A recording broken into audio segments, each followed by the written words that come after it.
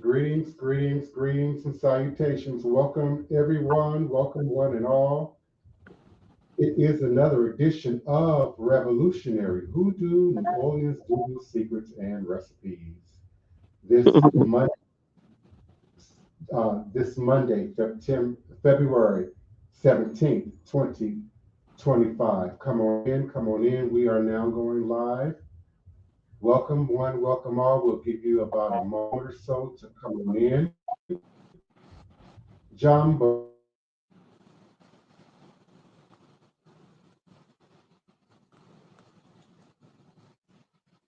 in archive to the Divine Prince, Pan African spiritualist, practitioner, author, and advisor, Elagun Oloye Hoodoo Obeya Bokua, broadcasting live from this beautiful, historic, legendary, and enchanted city of New Orleans, Louisiana, sharing with you in all things spiritual, mystical, metaphysical, cosmic, evolutionary, revolutionary, healing, and holistic from a Pan African hoodoo world spiritualist perspective, understanding that all is truly and indeed a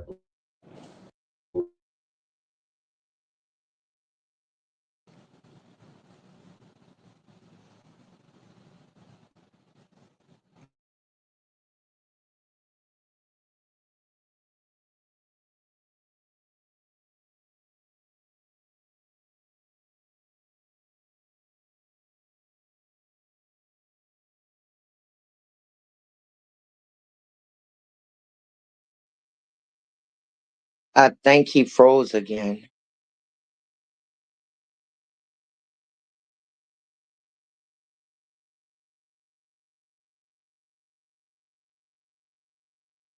You still there, Queen? Still here. I'm sure it's gonna pop back in. Yeah, he will. He will. He have to get it together. Mm-hmm. Mm-hmm. Um, but another glorious day. It was a little too cold for me. Well, yeah, it was cold. I'm ready for winter to be done. I know. I never thought I would say that. It was so hot this summer. You know. But I It found is. myself thinking today about the greetings, King. How are you today? all is a blessing. I was doing my intro. None of that came across. No. No. Oh wow. Well, I'm not going to go back and redo it. I was actually introducing first Kim P. Ford, and I was asking how you doing, and then once Kim is done, I was going to allow Queen Mother Tony Val to speak, and then we were going to go to the chat. Greetings, everyone. This is Kim Ford, the host of Tree Shakers Radio Talk Show. I am honored to be able to be in your conversation this afternoon. As usual, I am a community activist and advocate. I always have an ear to hear people and to hear your thoughts and concerns and what you're working on. So I say to you as well. And it's up now. It's on you, Queen Mother. Thank you for being in our company again, also tonight. Hi, peace and blessings to everyone. Just glad to be here. Glad you're here. Peace and blessings, Maceo. I see you're here. The Alchemist. Greetings, everyone.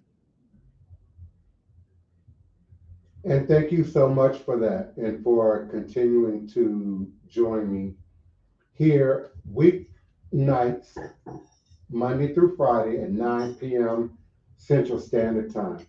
We are powered, sponsored, promoted, and generated by the National New Orleans Voodoo Day. This is indeed our second year of the annual National New Orleans Voodoo Day, which is a sibling event, ceremony, festival, mirrored after our brothers and sisters in Ouida, Benin. Ouida, Benin, West Africa has their annual Voodoo Day. every year, January 10th, and a few days that follow.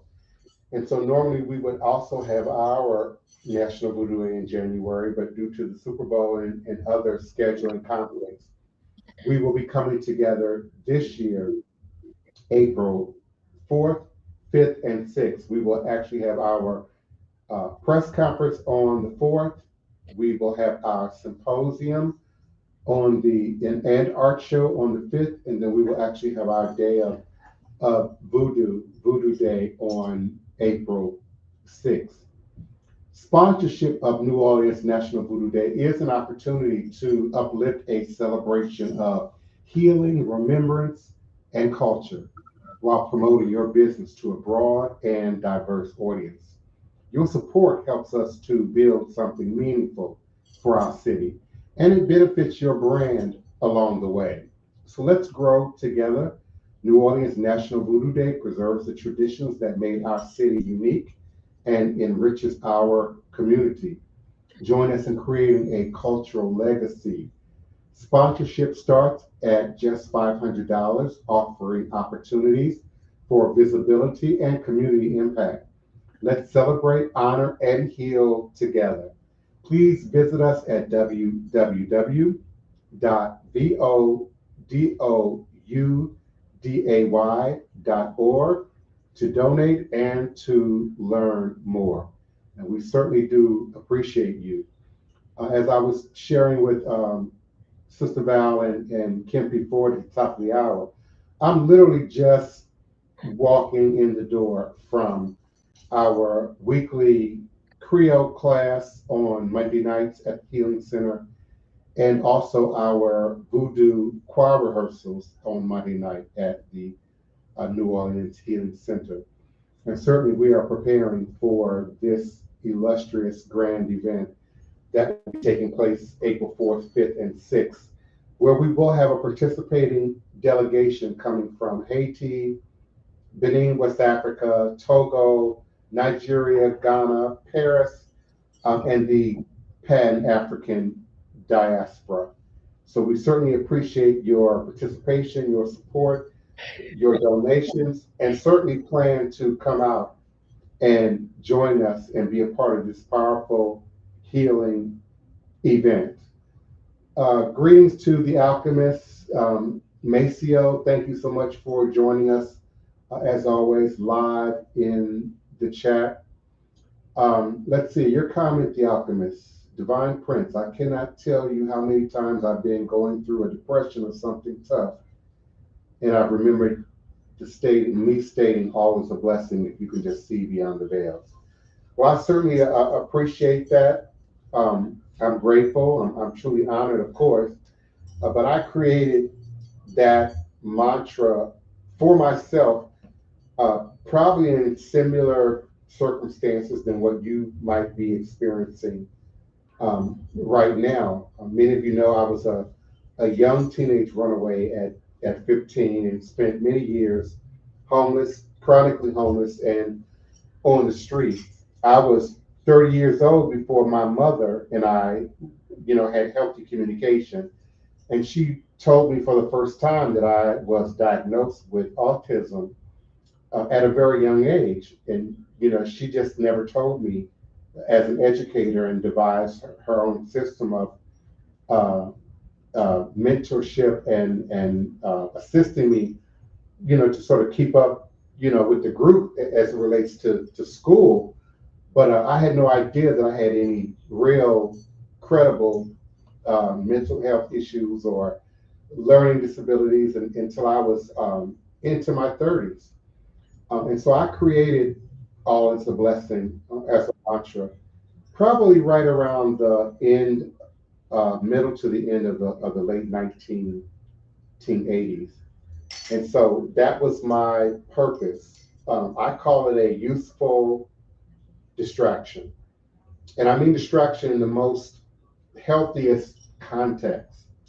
Rather than to say something negative, to recreate something negative in our thoughts and our minds with our words. For indeed, we create and recreate our reality with what we say and what we think about ourselves and the world within us and around us.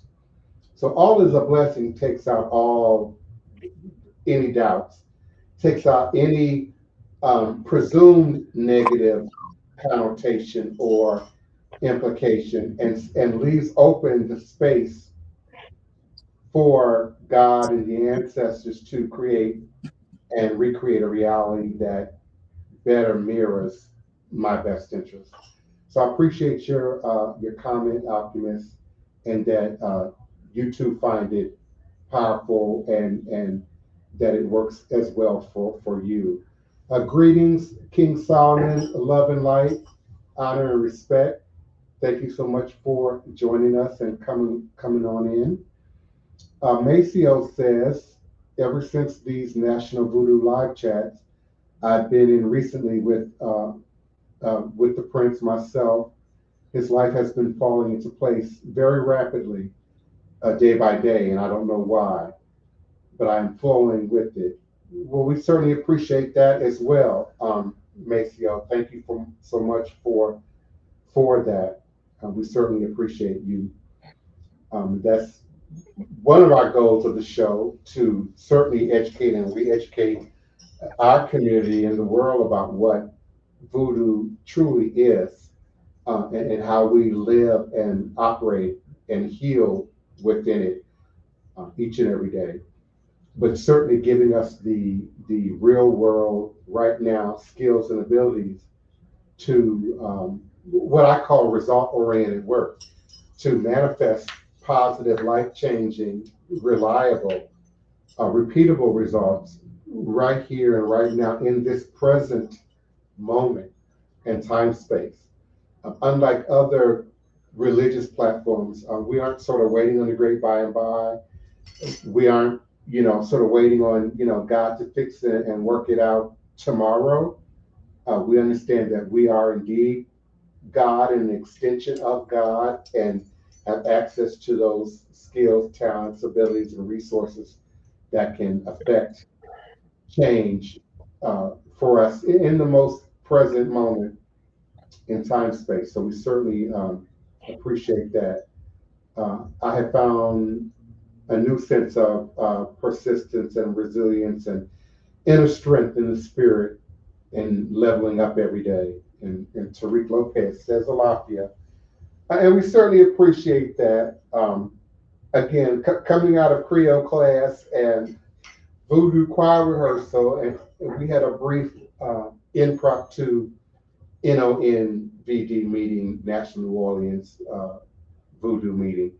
And so we're certainly continuing to face challenges and many crises along the way.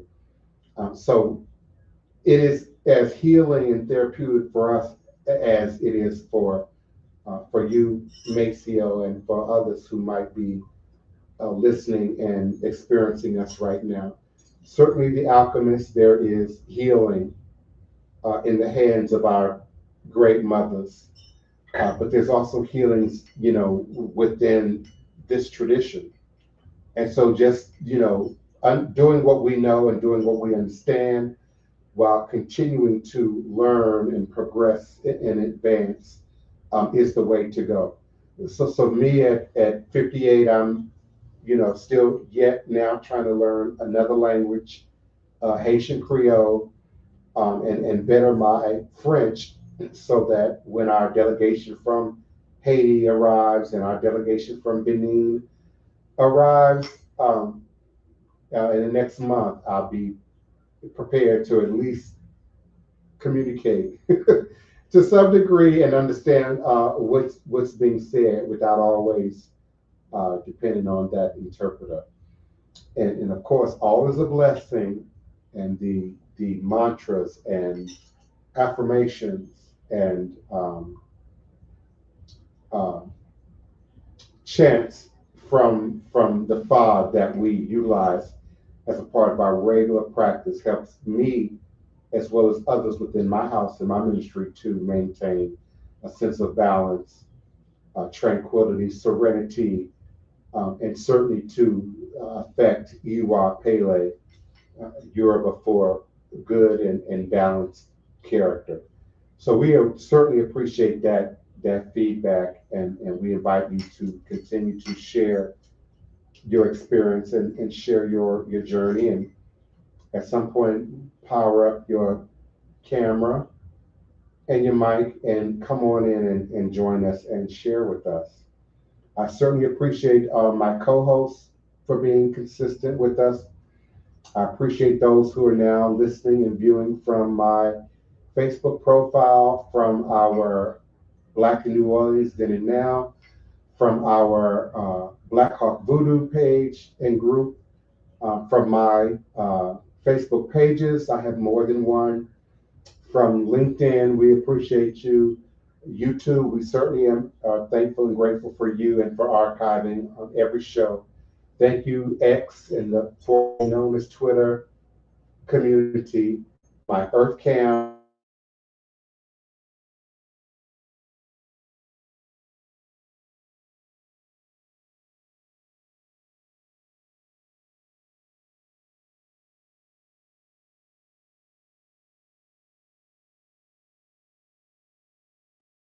thankful and grateful for your continued listenership, participation, and support to the show. Thank you kindly. Now I'm certainly ready to open up the mic to someone else, a co-host or a member of the chat. We certainly appreciate you and want to allow for your uh, contributions. In our last show, we were touching on clearing the head. King Solomon was trying to get some clarity on that, and you were given some information, but your Wi-Fi kept going down, and I wanted to hear more about that subject. Sure, absolutely. Let me address Maceo first. Beloved, I'm not clear on what it is to understand. All you need to do is pop the URL, the StreamYard URL that is scrolling now at the bottom of your screen into your browser and come on into the studio. So I'm not sure what it is about that that's confusing or that you're not understanding in terms of co-hosting and joining the platform. It's certainly um, beneficial not just to you, but to other people who might be listening and participating right now, um, to address that, that specific thing. I am copying and pasting in, and I'm again putting it in the chat. But it's the same link, the same URL every single night. All you have to do is pop it in your chat. I mean, into the browser in order to join the studio. Um, for those who are authentically initiated into these practices and these traditions, and I'm now going back to King Solomon and Sister Tony, and specifically about um, the head cleansing, the head washing. And I must be really clear on how I address this. We had a sort of a similar scenario tonight at Creole class and choir rehearsal, and we were going over some of the songs that will be used in ceremony for the National New Orleans Voodoo Day. And some of the members of the class are not initiated into voodoo, have not started that process of coming into voodoo. And they were asking for translations about what was being said in the song. And so certainly Mommy Moon um, gave a response, a general response of understanding of what was being said, but she was very careful not to go into great detail about exactly what was being referenced, how, why, etc. And so it goes back to maintaining our commitment in our pact, PACT, if you will, with the practice and the traditions. And we learn things within the dynamics of initiation that can really only be discussed within the confines of initiation or within members of the practice and tradition that have legitimately experienced uh, that leg of the tradition. So, and I've been criticized over the years of possibly giving away information or bearing secrets in a public platform to people who aren't a part of the tradition. And it's not just about practice, protecting the tenets and the way things are done, but it is also about respect. There are people who would, view us, listen to us, uh, carbon copy, what they think is being done or being said, to then defraud others or then to perpetrate some positioning or some ranking in our traditions. And we all are in social media.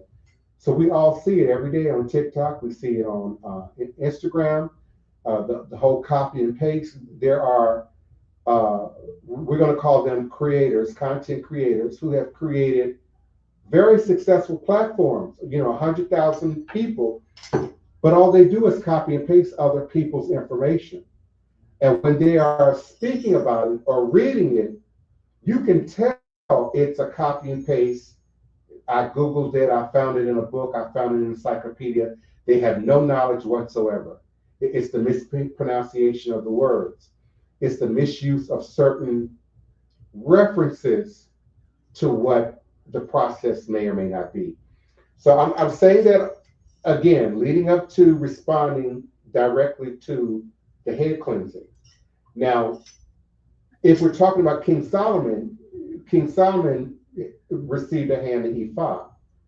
And as I said in a previous show, when you receive a hand of ephod or any degree of initiation or service into a practice or tradition, whether it's Ifa, Fa, Dafa, Afa, Voodoo, Santeria, Lukomi, there is hands-on instruction there, even if it's virtual. The language, the word usage, the symbolism, uh, syncing it to a particular time, place, location. Another way of saying that is we have ritual calendars that we utilize. So, in the context of that, just like hygiene, just like diet, there are ritual cleansings that can be self applied by people within the tradition as it relates to your head and your head in particular. In Yoruba, we say ori, and there is the process of cleansing and bringing light and balance to the head in the Fa Ifa tradition. And so that should be common knowledge. Um, Again, I would risk great peril in terms of my own legitimacy as a practitioner if I break it down too deep here and live on air. Guaranteed, someone now is watching, listening, who's going to try and do it on their own without the proper uh, utensils, without the proper elements, without the proper understanding, and that will not be on my head. Go I ahead, Val. totally understand. Now, certainly, the same applies for hoodoo, because again, people think that hoodoo is a somehow a disorganized cultural phenomenon that doesn't have any rules, protocols, or hierarchy. And that's not true either. In any organization, religious, spiritual, or other types, there's going to be some hierarchy of information. People that come in, they're introduced, they're taught certain basic fundamentals, and then as you grow and develop, just like we go from kindergarten to the 12th grade, you gain access to a deeper level of understanding, in the best case scenario with each year. Even when I'm teaching and instructing, I teach you the framework, the foundation, and I give you the words, I give you the pronunciation, I give you the meaning. Next time, I give you a whole nother level of understanding about what that particular thing is, what it says, what it means, and what it represents. It's a multi-dimensional, multi-layered um, process. Even when we consider what an Odoo is, an Odoo is what I describe as a capsule of information. It will be too easy to say, well, it's Iwori Meiji, or it's Oshi Meiji, and it means A, B, C, or D. Well, that's only going to be relative to the question that's being asked, the person that's asking the question, and then where they are in the process of their journey.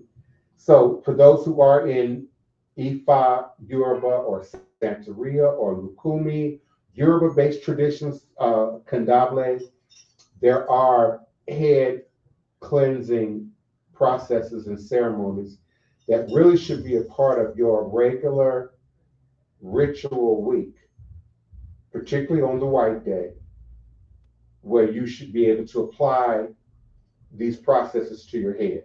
Now, certainly, King Solomon can always come to me. You can always come to my house. You can always arrange an appointment, to have that done here. And when we're talking about less initiated, less trained persons, there's always a practitioner that does it. But even people who are in the tradition might be confronted with something extra, something more, would seek an elder or practitioner to perform Ibori on their head. Now, does that answer the question, Solomon, in its fullness? Greetings to you. Greetings. I was trying to get in here, so I mean, I'm not, so I didn't really get the question that she answered. You was talking about the Ori period. Yeah, she basically said in the last episode, right before we closed, you were talking about how do we like cleanse and purify ourselves. Well, I wanted you to explain the process and then the difference between this part of it and Ifa and that part of it in Voodoo. Also, just the last part that you just said that I like when you say anybody could come to either train or initiate Babalao or somebody like you and get this done to them. I think it's very important that people in the community, people of our color, know that these are things that need to be done, that it can be done even if you're not an initiative, even if you're not a practitioner or a coach, but like you have something going on and it's something that you found out as you're here. So let me holler at Divine Prince. I heard he over here and I can come and get that done. I think there's something that need to be done, especially with kids, especially what's going on with the things that are going on in school. So yeah, that's coming on the tail end of it. But yeah, I'm grateful because I definitely was trying to get it on time to ask you to finish that because we was breaking it in and out. Yes. And oh, I'm go sorry. ahead. I was just responding to what you said. There definitely Yeah. is a difference between how it's done in Yoruba culture and how and when it's done in Voodoo, whether we're talking about Louisiana Voodoo or Haitian Voodoo. Certainly in my house, also as well as Haitian Voodoo, it's mandatory. I mean, before you start talking about, hand of Ifa or dealing with deities and Loa or Risha power, in Haitian Voodoo, it's referred to as Lave Tet. And Lave Tet, Lave to wash, Tet the head, is not a one time thing. Even in your process of initiation, you might get your head washed 5 times by 5 different practitioners in the course of one ceremony. So I agree with you that it should be mandatory, that it should be a part of the process.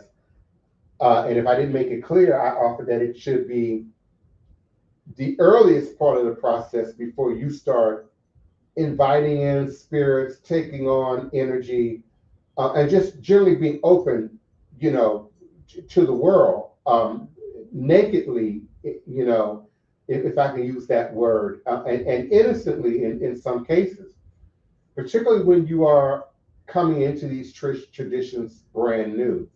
And some of you like to come in these, traditions, whether it's, ATR or whether it's church, and you like to be visible and flashy about that.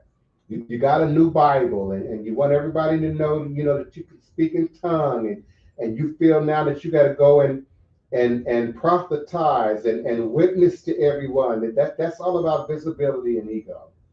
But we see that in ATR, for instance, when someone is exposed to just a little bit of the culture, and then they decide to go to the Botanica and buy beads and wear the beads without knowing what they are, how they're worn, how they're processed before you them, the ceremonies that are usually attached to it. But because we live in the quote unquote free capitalist America, well, who can tell me what I can and cannot buy, and that has become an extension of Western ego more so than leaning into a spiritual path, being humble enough to sort of understand how to operate in it and navigate in it. By comparison, your religious candle stores or your church supply stores, well, they sell preacher robes too. How come y'all don't just go in there and buy a preacher robe? Oh, I know, because you're not really a preacher. And so you don't go in there looking for that particular item. Well, it's no different in the Botanicas, except as I've said on previous podcasts, most Botanicas are owned by business owners and capitalists, not by practitioners of these traditions. And so they may have items in that store from Lukumi, Kandable.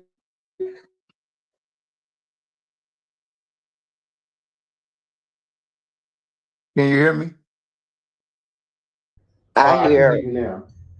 Okay, okay. You had froze. We paused for a minute. Did I fade out? Yes. Yes. Hello? Yeah, you there. We there. Yeah. We hear. So I did fade out. Yeah. Just for a second, a split second. Okay, so yeah, I forgot what I was saying now. You were About the talking about the shop about the Botanicas. in reference to just going there and things are in Yeah, that so shop. Ain't nothing but the devil. And preacher. When he get back on, or till he get back on, maybe one of y'all can. I want to get utilize into it. maybe that. You there? He froze out. I would love Yeah, to get I'm into. here. Okay, okay, all right, well, okay. So go ahead and finish, Prince. I can have a question when you get through. If anybody I have a mean, it's question, hard to because I am.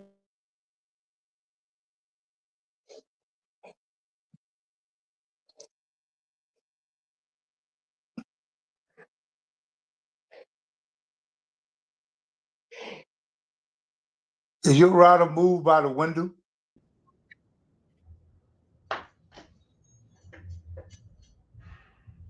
I think he on a hot spot. Oh, okay, okay. Yeah, I'm here. I'm just not talking now. Oh, Every time okay. I talk, y'all interrupt me like you can't hear me. And what I Yeah, was that's what trying to say. you phase out. You phase out. Okay, we waiting for you now, brother. Can you hear us? Can we hear him here? Or he phased out? I think he might have phased out.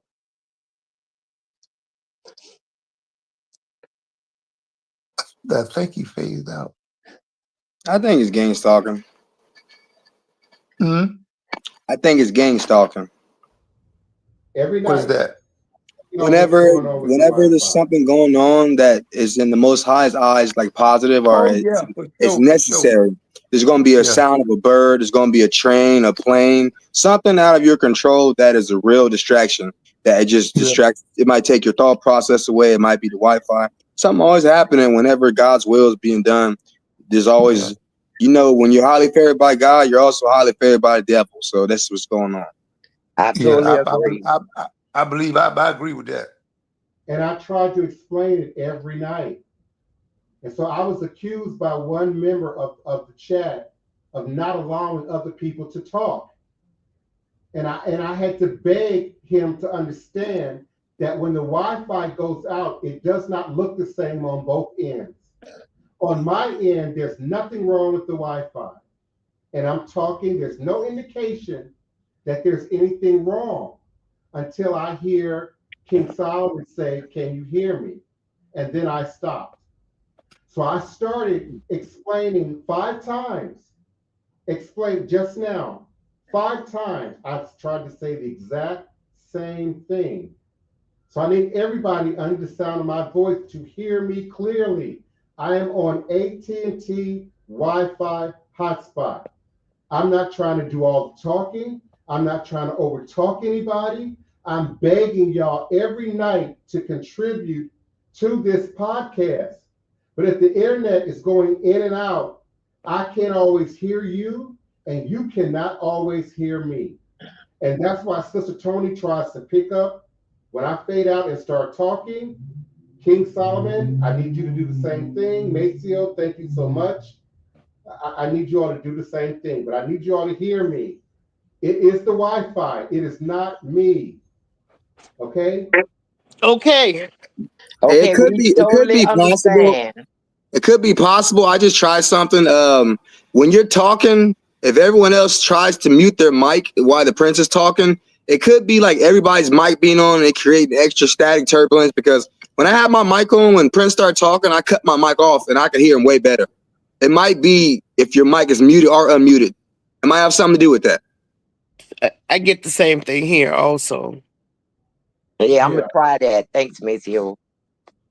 Well, I'm muting my mic now, and then when I have a question, I'll come in. So before I mute it, But if did you're I not going to answer go, it? But Solomon, yeah, answer your question? I think you did, but you like when the first time I asked the question, you was breaking in and out. That's the only problem was. But if I'm not going to talk, I'm gonna mute. If I don't have a question, I'm going to mute. I'm going to try that. And Okay. so let me ask a question if you're not finished with that, whenever you do finish with the Ori, please send it to me. Also, because I just think that we definitely got to do this, especially in the communities where we have single mother, not even just that, but just a lot of kids. We have to take the initiative to put this some kind of way in the air of not just spiritually, but also physical by doing the work. I want you to explain to me about is to uplift my Ori, is that just the hair washing? And then how to uplift the ancestors. And we want communication. Without me going somewhere, somebody say, we're going, I need $10,000. And and I'm not, and once again, I will never trip on nobody that paid their dues, got initiated, and they charge for this. I'm never going to do that. But I just went on a website with Elder Reggie, IFA, I think it was called IFA University. And man, the prices is out this world. And I think that's a deterrent from people coming into this. Not to say, come on, man, how many times do you go to church on a great day and the collection plate is passing around? And the lights got to stay on, the water got to stay on, and they got to be clean and things break down. I understand all that. But if you go over to Africa and get initiated, I don't know if it's the same. It wasn't that much, but now I think everybody into this dollar bill and this money thing. But I want to come on here. I want to come on here and learn real things, real time on how to do things that are gonna help me. as for and they might and help everybody. The elevation of communicating with our ancestors, and it's more. I didn't hear you, but is it more than just lighting a candle and placing water and placing food? I would love for that to be explained. How I can just really sit down and concentrate and elevate myself to communicate with them because they are here. They are here to help me. Yes. All right, let me cut my mic off. Cut my mic off while you talk. And as I was attempting to explain earlier, the questions that you particularly are asking, as someone who has received a hand at E5, these are things that should have been taught to you by your Luo and your godparents. And so often what happens is, and I've said this before, people, just because you got a passport and can afford to go to Nigeria or Cuba or Puerto Rico or Brazil, no one has the facility to learn all that information in a week or 2 weeks, or going back and forth even, once a year, for a month. And often what happens is people spend that money, that time traveling, and they come back to the US, and then they end up coming to me to teach them how to use it, to explain how to use it. But I didn't get a dime of the 15,000 they spent in Cuba. I didn't get a dime of the 25,000 they spent in Nigeria to come back with beads and pots and taurines, and can't even pronounce or speak the language in association with that. And the internet and social media has further complicated that, because again, it's an extension of the Western capitalist system, which says that I want what I wanted. If I can afford to buy it, I can and I should. And it separates what's sacred from what's carnal and just a bunch of material stuff. So again, you can walk into a Botanica and buy a whole bunch of stuff, but you have no knowledge, no training, no mentorship, no hands-on experience in operating in the tradition. So am I now to come along and provide that to you for free?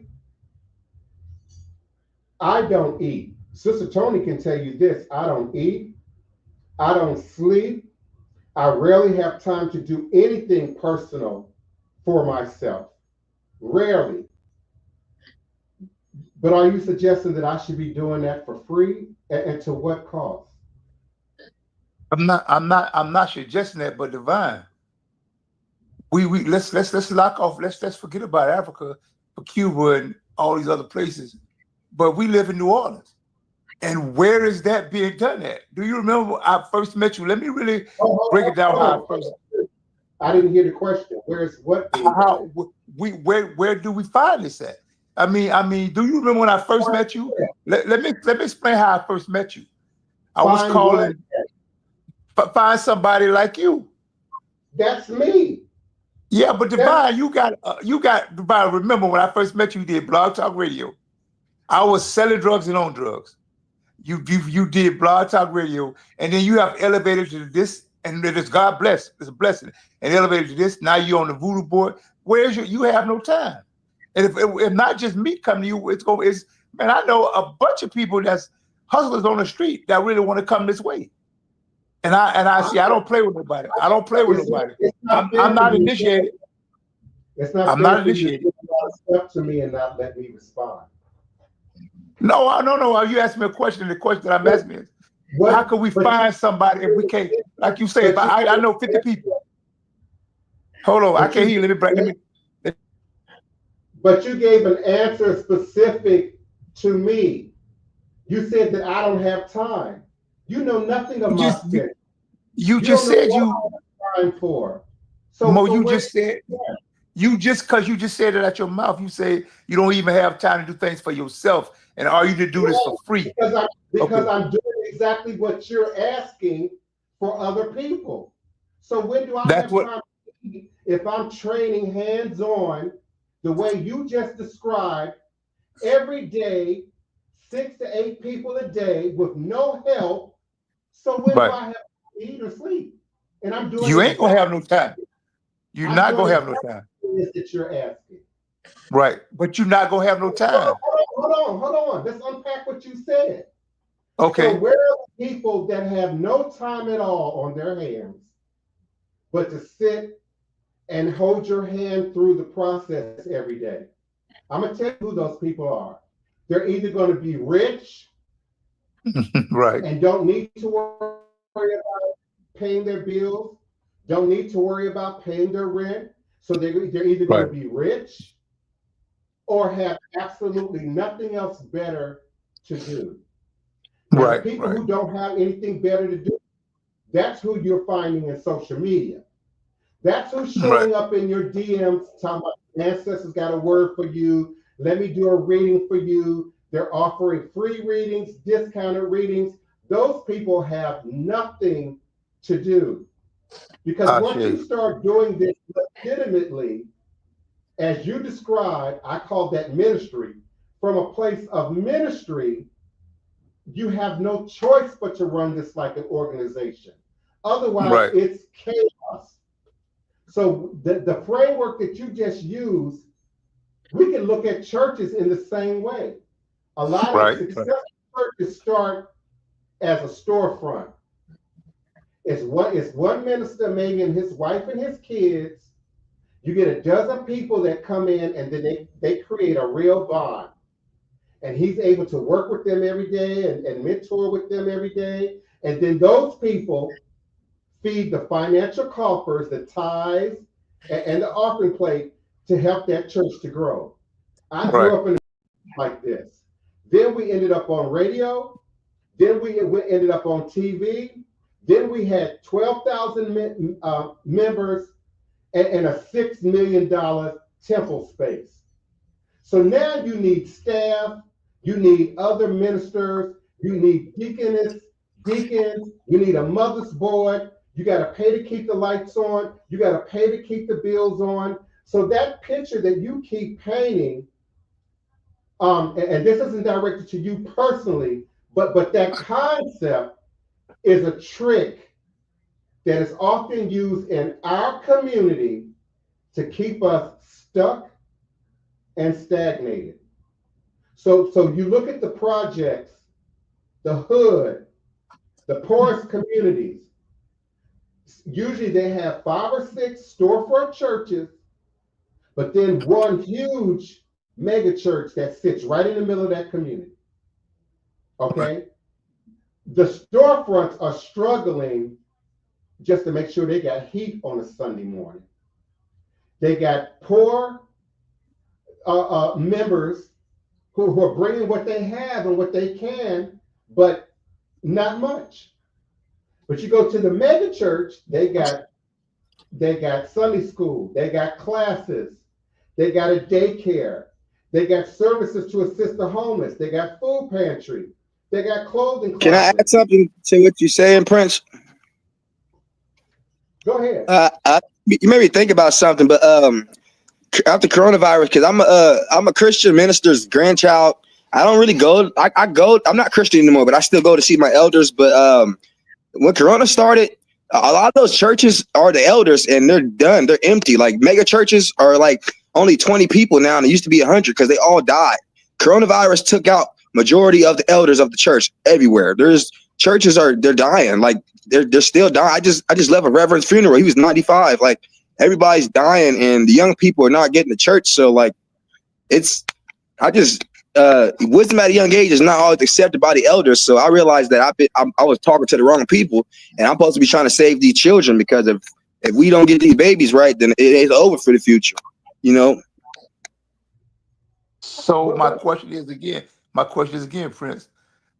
Your legitimacy is not questioned, and you having time, you can't, because this will. What I have learned, this will drain you.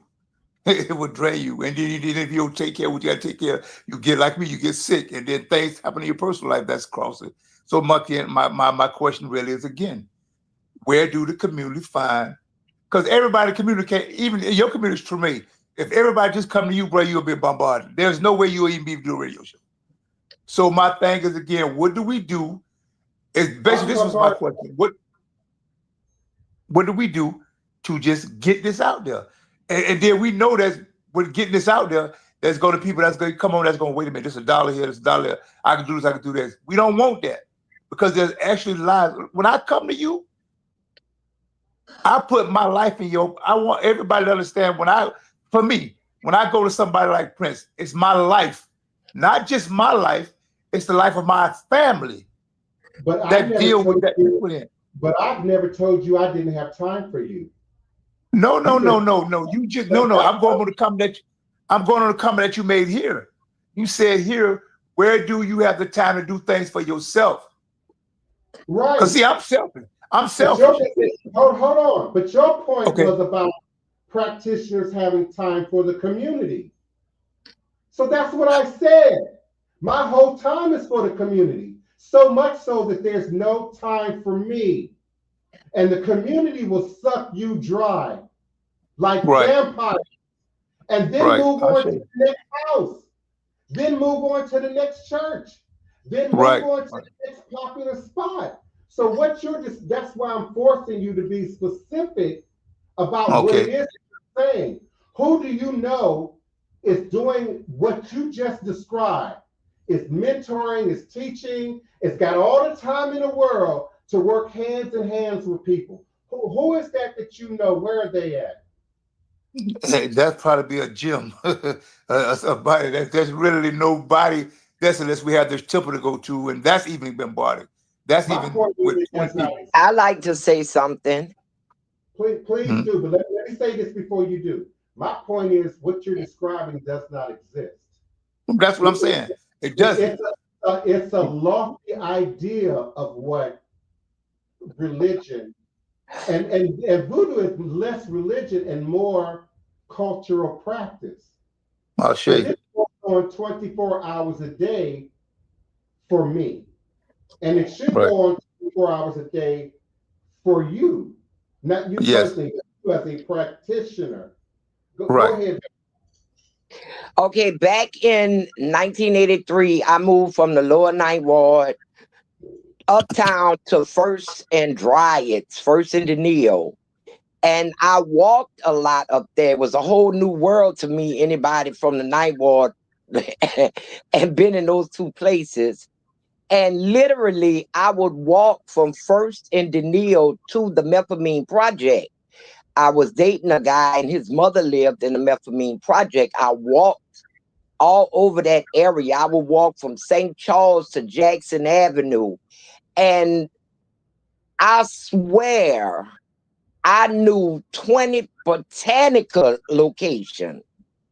And every time you pass by those storefronts, there were people lined up sitting in chairs waiting to get in to see the practitioner. We lost that over time. People would have their children in there. Now, I ain't gonna lie, some of them places I crossed the street when I was getting close to them because I felt some not good energy coming from them, smell that just didn't go with me, and I would cross the street.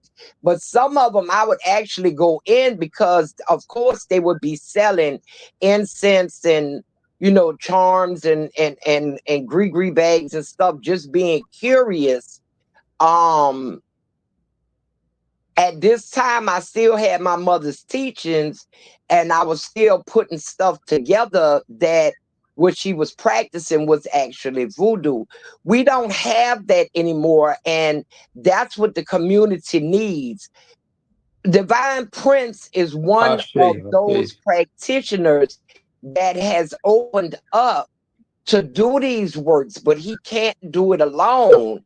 And it's got so many charlatans now. Not to say they didn't have charlatans then, because remember, some places I just couldn't pass in front of. The energy was not good to me. I didn't like that place. And whoever I was walking with say, why are you crossing the street? I say, because I don't like that place over there. Well, they took that to mean that I didn't like any type of botanical, which wasn't true.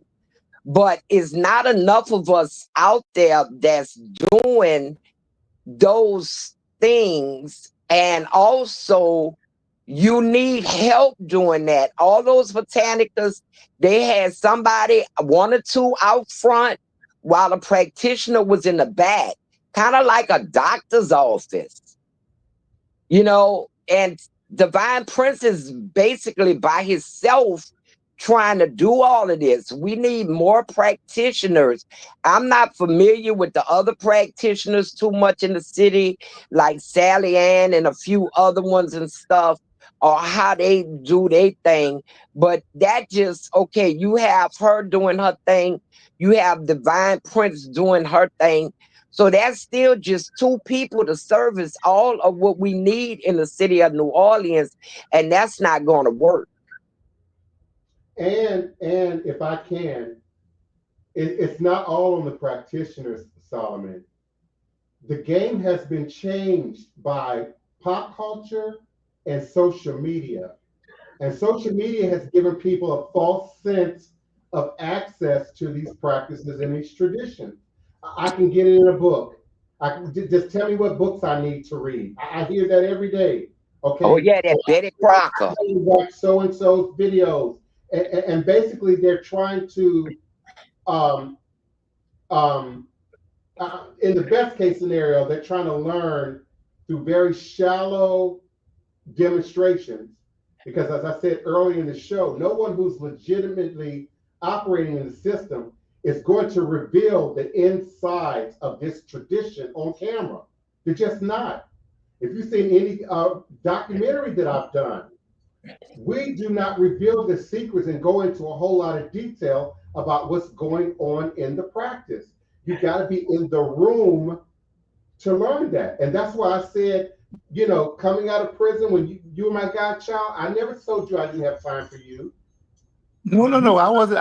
I'm really talking on the now, and somebody on the outside looking in, because even in Miami, bro, it's a shop everywhere. And when I got down here, and I just like it was a culture shop, but I was in the voodoo capital of the world. But now, as I'm really putting myself to do the work, God knows I wish I would have been doing this. Like I'm really doing the work. I'm asking people to like, where is, you know, really, bro, before you know it, you're going to have a line outside your house because that's going to be considered the shop. I already once do. again, He already do. I understand that. I understand that. But once again. No. You are not understanding. Because you said that now more than once. I've already got a line outside my house. Do you realize people are at my door at 2, 3, 4 o'clock, 5 o'clock in the morning every single night, especially when there's a festival going on, Mardi Gras? The tourists make a beeline to my door.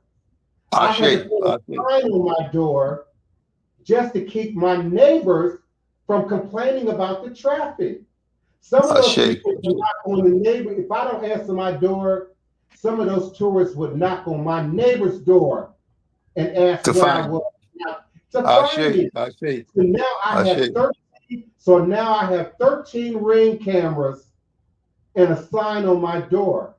But as Sister Val said, I can't do it by myself. Right. And to get qualified help is very difficult. So do you think you have someone like you?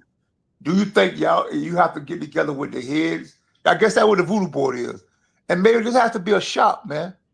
In the hood, or just a building. Because you're gonna get tired and exhausted. Every legitimate practitioner I know is tired and exhausted.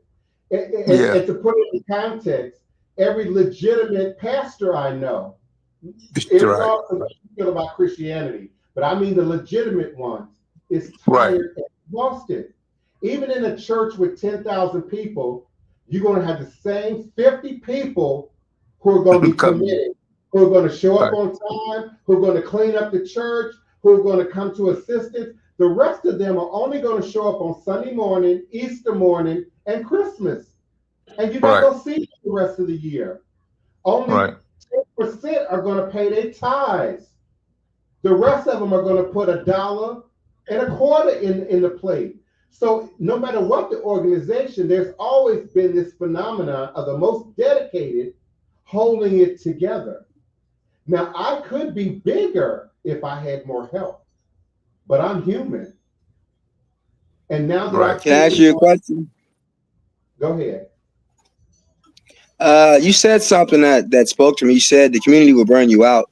A big part of my spirituality is the sacrifice because people do bad things, or there's a lot you can do to make yourself feel better. So I never see nothing wrong with serving to make yourself feel better. And how do you find a balance in that? Like, there's this thrift store / church that there's always just drug addicts. There's rapists there, killers there. There's babies there. There's regular people there, and there's all these type of people there. And I go there every day because I feel like if the Most High was here in person, that's where the Most High would be, around all of that. And like 1 in every 5 people are talking to themselves. There's a lot of spiritual stuff that goes on there. And when I'm fasting, every day that I fast, my energy field expands where I can feel everybody around me. Where there's some days I'm fasting and I don't even want to be by anybody, and I still go there and I'm doing philanthropy. Like, I just serving and being part of something greater for myself, the sacrificing. It gives me energy. But I feel like when I sacrifice for strangers, I feel I never am burned out, but I can feel burned out from sacrificing for people I do know. I sacrifice for people in my family that can burn me out. So, like, what's your advice to finding that balance in sacrifice or sacrificial service? How do you keep from not being burned out, or know when you're getting close to it? Because I'm not familiar with knowing that. I'll keep going until I am burnt out and then have to recharge again. You gave away Thank you, part of my Leslie. answer in the beginning of your statement.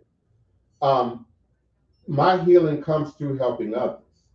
My healing has come through providing this service to other people, and that's where my healing comes from. People say, "Well, what do you do for fun? Voodoo." what do you do when That's how I feel about it. Black culture? And you have to really understand New Orleans and Treme and the culture here to get that. It is really every day for us. It is really something that we live and breathe in, for us each and every day. So that's where my that comes from. Now, in terms of my own healing and balance, it comes from doing the work. I'm trying to bring these 2 new people on, but I'm having trouble accessing the bottom of the screen. My healing comes from actually doing the work. The very work that I'm teaching. Here we go. My clients. Hi guys. Greetings. Hello. Hi.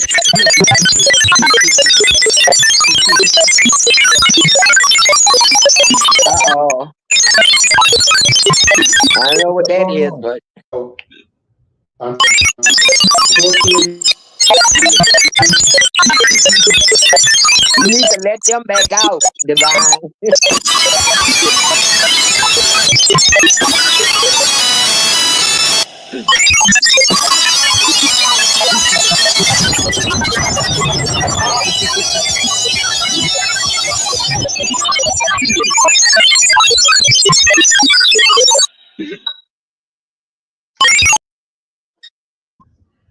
Okay, what the hell was that?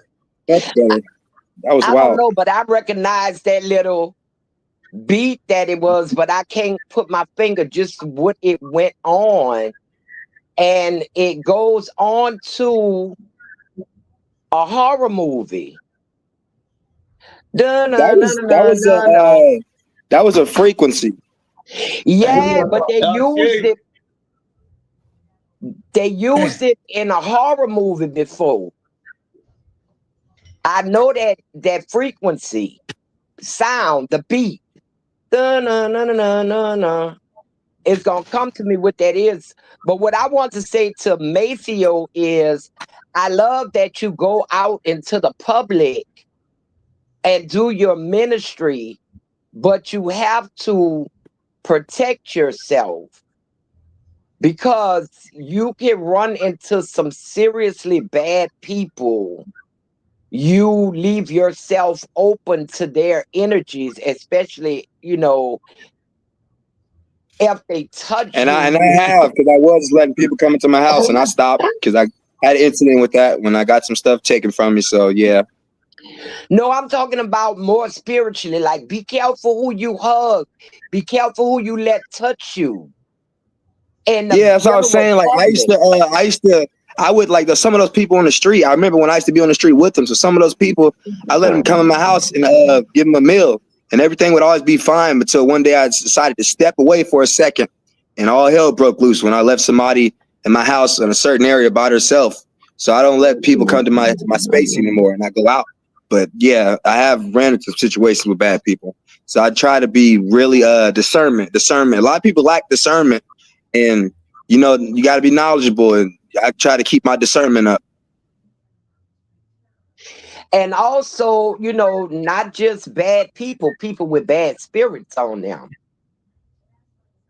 A Oh, yeah. movie, a lot of stuff. My mama used to say the devil not gonna do you nothing without showing you what he gonna do.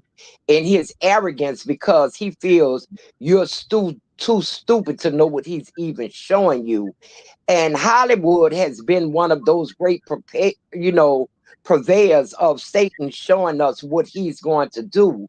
And it was a movie that Denzel Washington did where he was dealing with a demon that transferred through touch.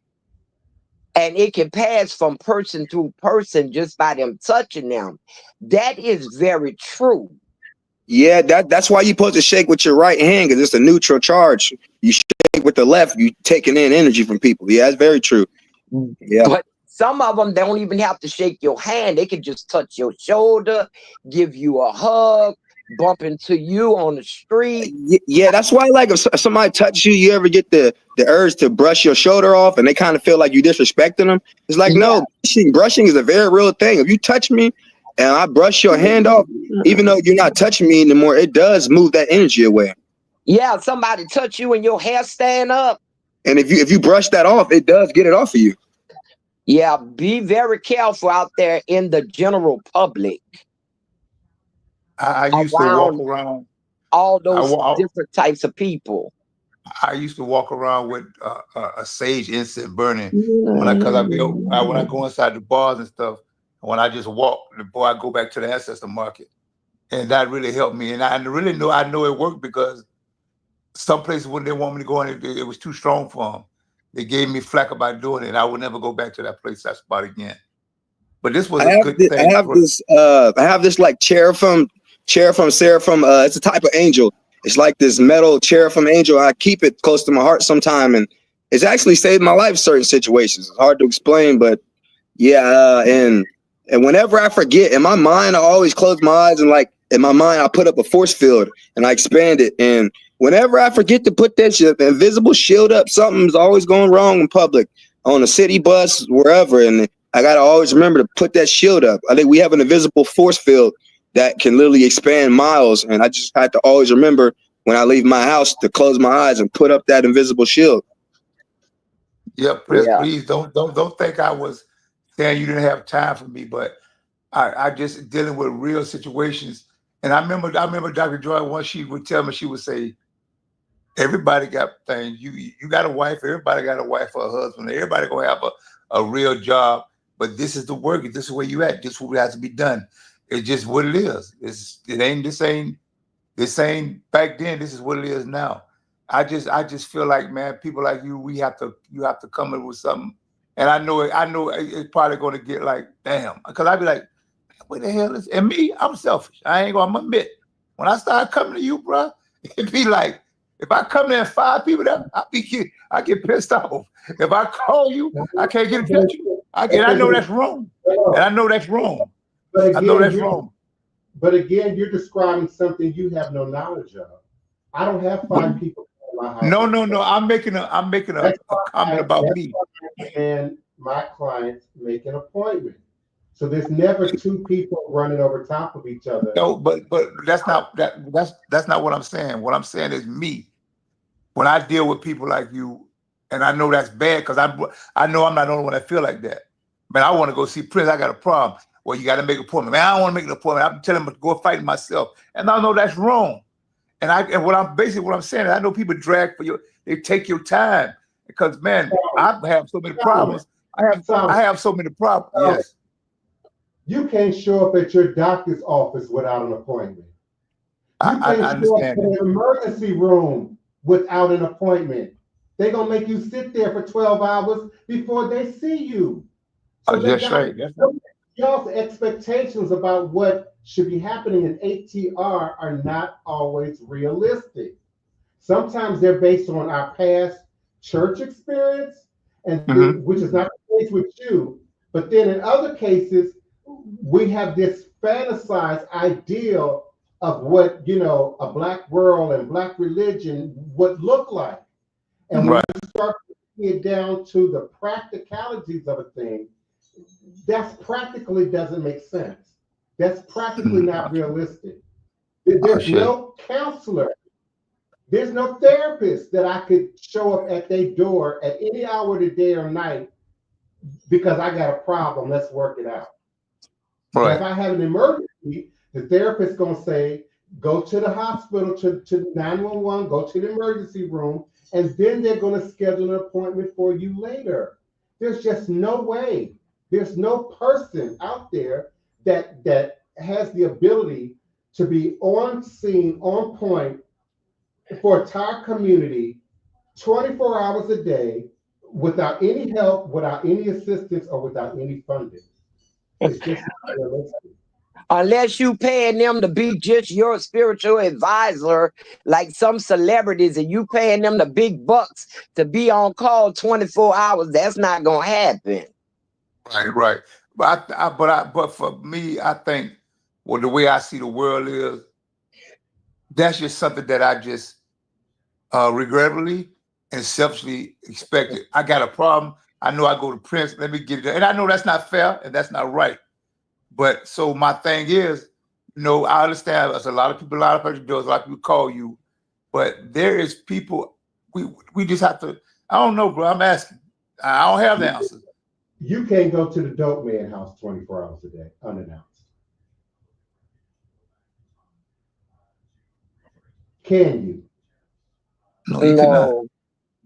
Sound like King Solomon needs to learn to do for self a lot of stuff that he can learn maybe to do for himself, like his head cleanings and stuff. And maybe one way to do that, if you can, is to go and assist the Divine Prince a day or two out the week and assist him with what he's doing for others, and you learn for yourself along the way. Hands-on is the best teaching to me. I'm not initiated. I've never been initiated. I know some stuff. I know a lot of stuff because I learned it hands-on from my mother. And my mother was into teaching me a lot of stuff in our short time together. I just had 12 years with her, but 12 years is a lot to be with somebody that practices it daily. You'll be surprised where I got my lessons even on the fish pond while we fishing and crabbing. I was getting lessons. While we was taking care of the chickens, I was getting lessons, and a lot of people don't have that exposure. So my thing is, a lot of people that really want to learn to do for self is to go help someone who knows and learn along the way while you helping them. And seeing for yourself. So maybe that's something you might want to take into consideration once or twice a week. I understand exactly where you're coming from, and I respect that. That typically is a part of initiation, no matter which one of these traditions you're in. It's kind of like when you're sweeping up the hair in a barbershop and you're learning to be a barber. Right. Exactly. my questions come from. Go ahead. My questions come I don't from. want to call out any direct names because Sister Tony knows some of these people whose names I could call, but people don't want to do that. But my question comes from my question. And learn. Right. Because they don't want to monopolize your time right. on just them, or they want to come in and see how much of what you're doing they can copy, steal away, and go duplicate somewhere else. Yes. I want y'all to understand my question comes from because this is the space to ask these questions. Yeah. And I feel like, and I understand, but see, it's gonna be a lot of people watching this show that's not even on live, they're gonna come across it. So I feel like if I ask a question, it get answered, and then that will help somebody else. Exactly. You know, that's a lot of reasons why I ask questions. That's why I was talking about uplifting their ancestors. That's why I was talking about you go talk about the Ori. That's a lot of things where I come from at this point. But I know Prince very well. That was one of the things when he was doing his blog talk radio show, he was getting me to come to. Those during the times where I was not just selling but using it around the wrong company. Like why I just said, man, I wish I had got this down then, because I know what I would be now. But yes, when I come on here now, I will ask questions, and more for me to refresh my memory and for more of me to get it. That's part of me doing my work. But I think it will help somebody else. And I figure that's what read out what Neil fight before. I can't hear you, brother. Let me cut my mic off when you talk. I want to read out loud what Neophyte Bokur wrote. It takes prep work to see people. Tools and instruments need to be cleaned. I have to harvest herbs. So do you harvest herbs and let them dry up and keep a whole bunch of them in the event that just random people are going to show up? Or do I continue to grow my own herbs and harvest my own herbs from nature and then pull them fresh an hour before the appointment that I've made for a particular client, so they're getting the full strength of the product? See, there's so much that goes on to what I do that I don't talk about on the platform, that no practitioner talks about at the platform. Because again, there's this protection of the mysteries and the traditions within these practices. It takes a whole day to do a reading for one person, legitimately, a whole day. There are things that have to be done before that session. There are things that have to be done after that session. And if I'm not clear, I'm talking about Ifa, Dafa, Afa, Voodoo with a U, West African tradition. So these people that are seeing 10 people a day are often using tarot cards. They're not even providing the same level of service that I give. The average client, whether it's virtually or in here in the house, spend at least 2 hours with me. So 4 clients, that's 8.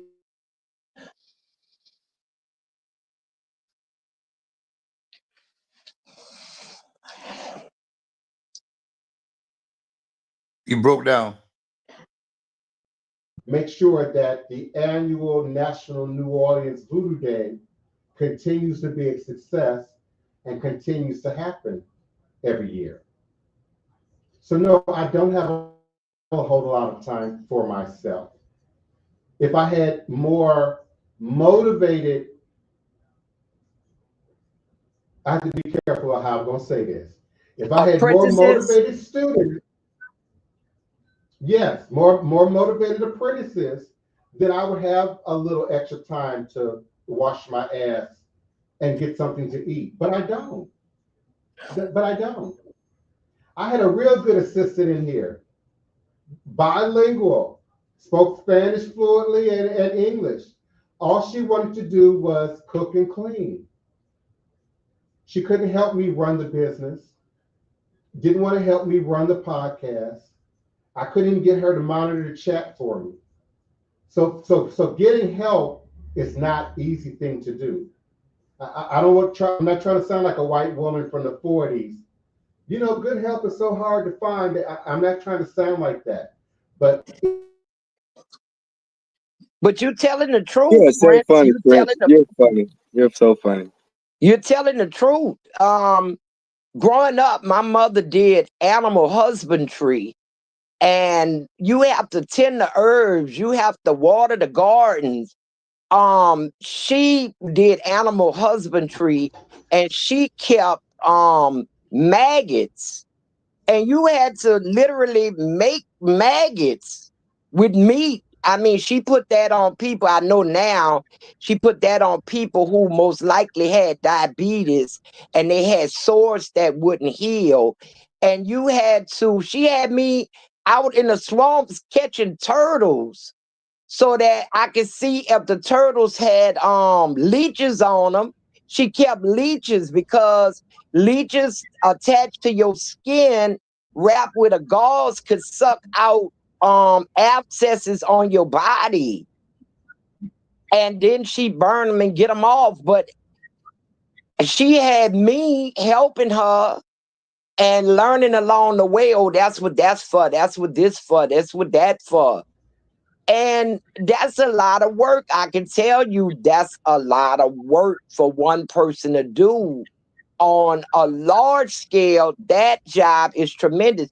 She was just doing it for a family of 3 and a few close friends. I mean, she didn't have a sign on her door. She didn't invite people, but certain people that she knew in her family, close family circle of friends that she was tending to, she had a lot to do. She had a lot to do. I mean, and I was the one as I got older was there to help her do it. And that's how I learned, the process and to know that you're looking at a really lot of work. Do you know how many herbs they have that are healing? I mean, it just boggles the mind, and people have gotten away from it that could help us. There's not enough legitimate apprentices who don't want to be an apprentice for 2 months and think they could go out on their own and do the same thing and let loose all kind of demons and stuff into the atmosphere that's going to cause more problems. And yes, people do that. yes, ma'am.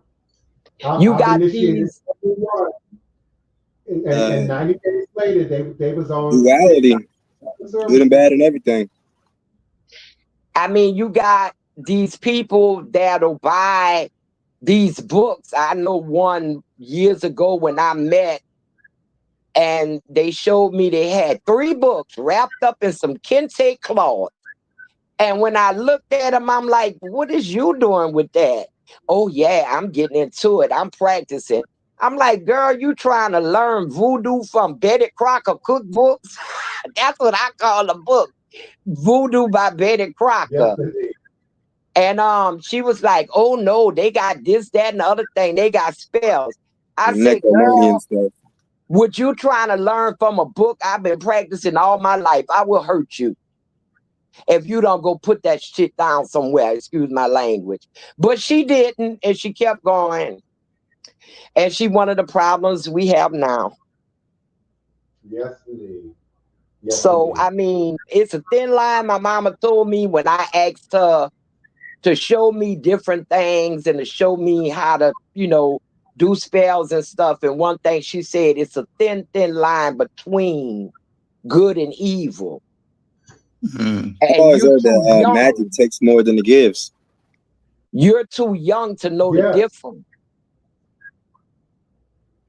yes. And the learning process never stops. Never No, stops. but it And we live also in a should day and come in time where change people in stages with maturity.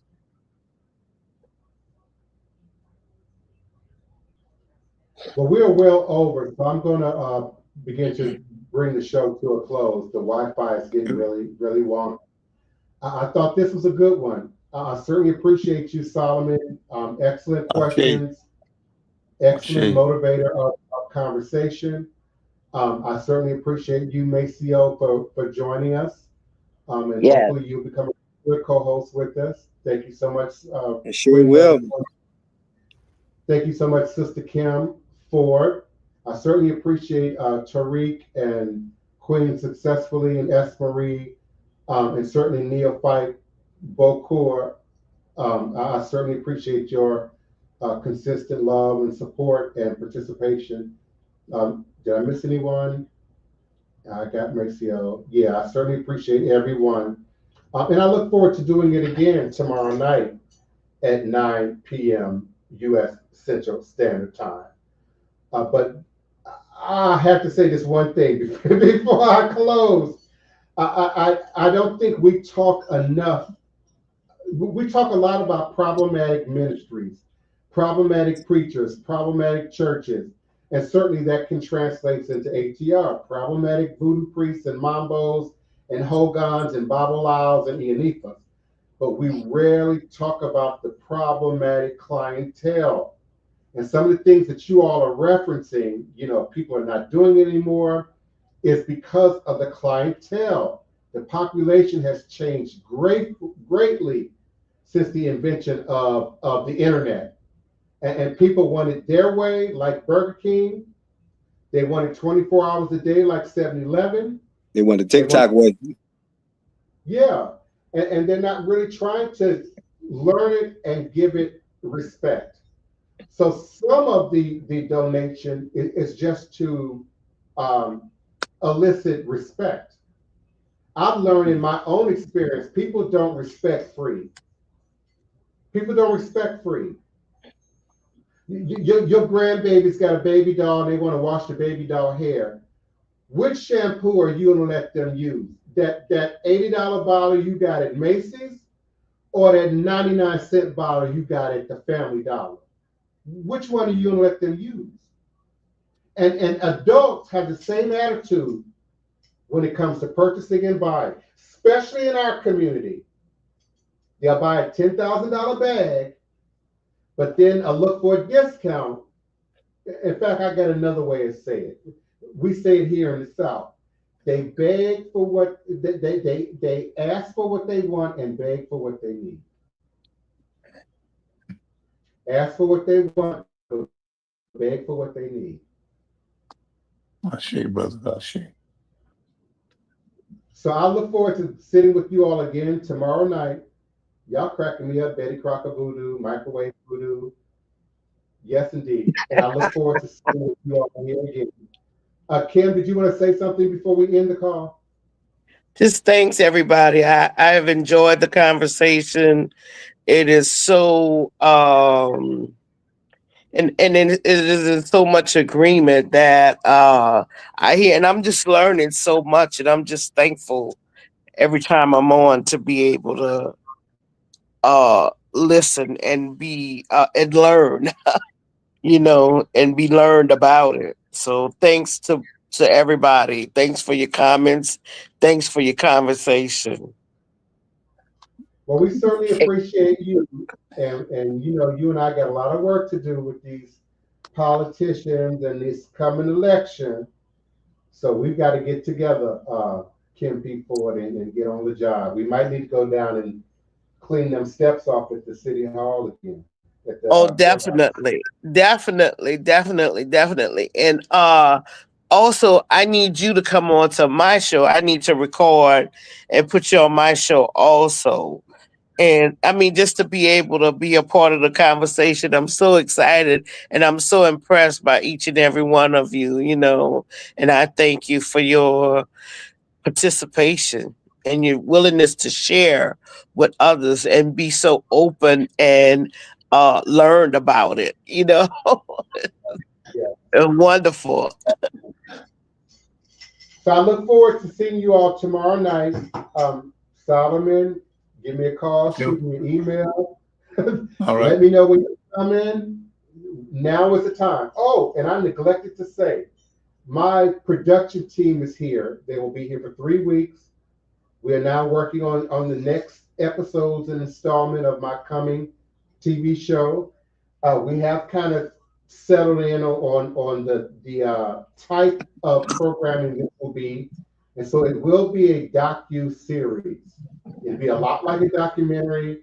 It will have some reality show elements to it, but it's going to be more a documentary. So there won't be any, throwing cocktails and hair snatching like Atlanta Housewives. But there might be some, conversations about religion and culture and race and ethnicity. We have a new trailer we're going to be releasing in coming days. It is phenomenal. Oh my goodness, it is phenomenal. So I'm looking forward to that, and I'll sit with you all again tomorrow night, 9 p.m. Central Standard Time, remembering that all is truly and indeed a blessing if you can just see beyond the veils. And no matter what you do, respect the voodoo. I share you.